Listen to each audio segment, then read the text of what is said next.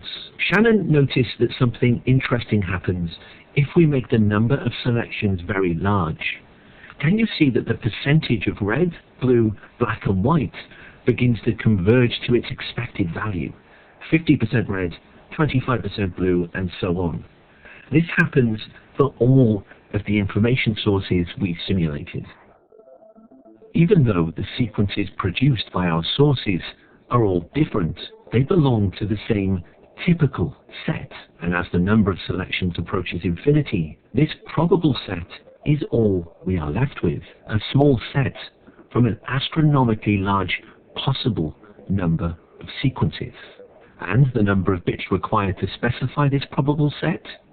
It is the entropy per symbol of the information source. Hartley had taught us that information is the log of the number of choices. Shannon had taken the sequence to infinity and showed the true number of choices is specified by the entropy. And Shannon said the same result applies for any source.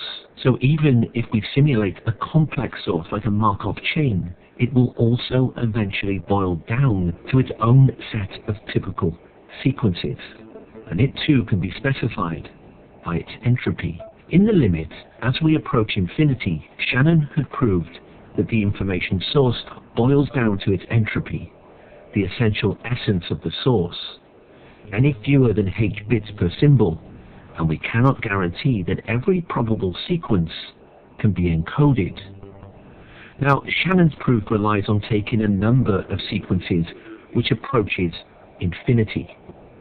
But it shows the limit of compression. You cannot compress any better than the entropy. Shannon had introduced a new method of quantifying information, entropy. And he showed that any information source can be compressed down to its entropy. This allows communication with the minimum number of bits per symbol and the most efficient use of the channel capacity. But there's a problem. Every practical channel is noisy, and it means that there can never be a guarantee that the bits you receive are the bits that were sent. What Shannon did next would be the most audacious part of his paper, and its implications would reverberate decades into the future.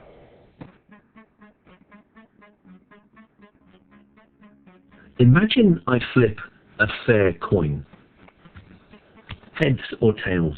When I tell you the result, you gain 1 bit of information. But now let's say I lie 10% of the time. So if I flip a heads, I'll tell you it's tails. And if I flip a tails, I'll tell you it's a heads. But only 10% of the time. How much information am I now conveying? You might be tempted to say, well, if 90% of the time you're telling the truth, maybe I'm still getting 0.9 bits of information, 9 bits out of 10. But that's not right, because you don't know when I'm lying. That uncertainty is actually baked into every message. How did Shannon account for this and adjust the rate accordingly? Consider a communication system with an observer capable of seeing both what is sent and what is received. The observer notes the errors and then communicates them over its own channel, a correction channel. The easiest way to do this is to send a stream of bits with 1 indicating the position of an error and 0 otherwise. But these bits could occur anywhere. All we know is that the frequency of 1s for a long message will be 10% or whatever the bit error rate happens to be. Shannon modeled this as a communication channel in its own right, and he realized that the capacity of the correction channel, coded down to its entropy, is the missing information at the receiver due to the additional uncertainty of the noise. He called this conditional entropy. It is the average ambiguity of the received signal. In our example of the coin, the entropy of the information source starts as 1 bit per flip, but the uncertainty due to the noise is 0.47 bits per flip. Therefore, the rate of information is actually 0.53 bits per flip. Shannon's hypothetical correction channel shows how the conditional entropy represents the missing information due to the noise. As an example, imagine being at a loud party and your friend says a word. And let's say that word is selected from 2 to the power of 10 possible words. So 10 bits of information is contained within that message. But because of the noise, you can only narrow it down to 1 of 8 possible words. That means there's still 3 bits of uncertainty, but the information you gained is the narrowing of 2 to the 10 possibilities down to 2 to the 3 possibilities. So 7 bits of information has been transmitted. When noise is present, there is an inherent uncertainty at the receiver, and this means there could be multiple possible messages for each received sequence. This is not practical for communication over noisy channels because the receiver can never be sure about what the transmitted message actually was.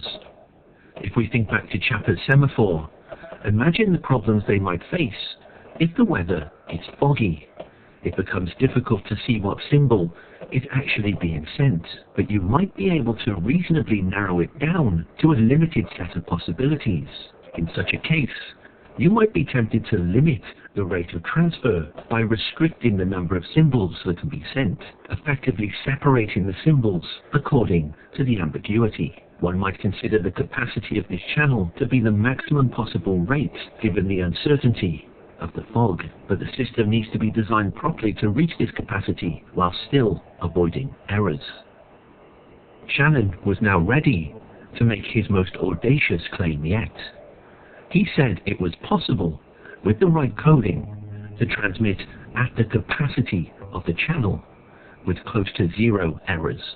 Imagine a source, X, producing information at the rate of entropy, h of x. Let's assume this source has reached the channel capacity. Over time, this source produces around 2 to the power of h times t probable sequences. As Shannon showed, if a source keeps generating sequences, eventually you end up with just a set of typical sequences, and the number of them grows exponentially at a rate defined by the entropy. If we now allocate these sequences to the channel, the number of possible channel output sequences also grows roughly at the exponential rate.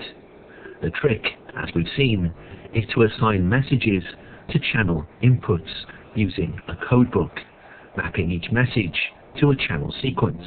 But here's the problem. In a noisy channel, we're guaranteed to have more than one plausible input that could produce a given output. That is, more than one reasonable cause for what the receiver sees. So Shannon tried something different. He reduced the rate of the source to R, where R is now less than the channel capacity. Now, because the source is generating information more slowly, it produces fewer sequences compared to the number of available channel output sequences. It's interesting to see what happens when we simulate the rate of growth of sequences of R and the channel sequences. Even with a small reduction, given enough time, the ratio becomes vanishingly small, which means there are now a huge number of channel sequences available to encode messages. And this means the channel has more than enough room to spread the messages out, to keep them far apart. Shannon then assigned messages at random to channel sequences, and he realized, even though the channel is noisy, the chance that a received sequence could be reasonably interpreted as more than one message drops to close to 0, given a long enough block length.